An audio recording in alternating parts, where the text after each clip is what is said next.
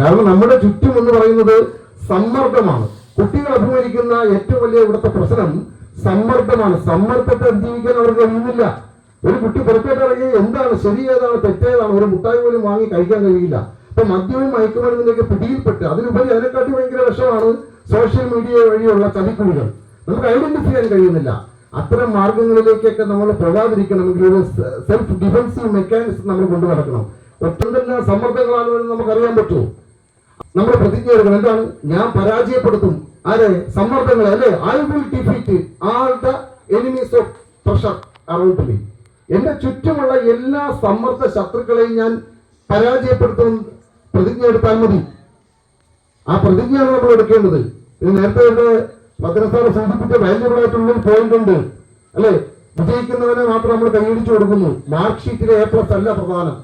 അതിനുപരി ജീവിതത്തിലും കൂടെ നമുക്ക് A+ നേടണമെങ്കിൽ ഈ പറഞ്ഞ പ്രതിജ്ഞ എടുക്കണം. ജീവിതത്തിന്റെ ഗ്രാമർ വേറെയാണ്. ജീവിതത്തിൽ നമുക്ക് എന്ത് ചെയ്യണം? A+ കിട്ടണം.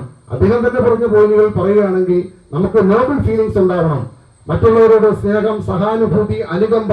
ആ അനുകമ്പയൊക്കെ ഉള്ളവരാണ് ഇതുപോലുള്ള പരിപാടികൾ സംഘടിപ്പിക്കുന്നത്. നിങ്ങൾക്ക് സാമൂഹിക പ്രതിബദ്ധതയുള്ള പൗരന്മാരായി വളർന്നു വന്ന് നാളെ ഇതുപോലെ സമൂഹത്തിന് വേണ്ടി നല്ല നല്ല കാര്യങ്ങൾ ചെയ്യണമെങ്കിൽ ഈ നോബൽ ഫീലിങ്സ് നമ്മൾ കൈവിടാതെ സൂക്ഷിക്കണം.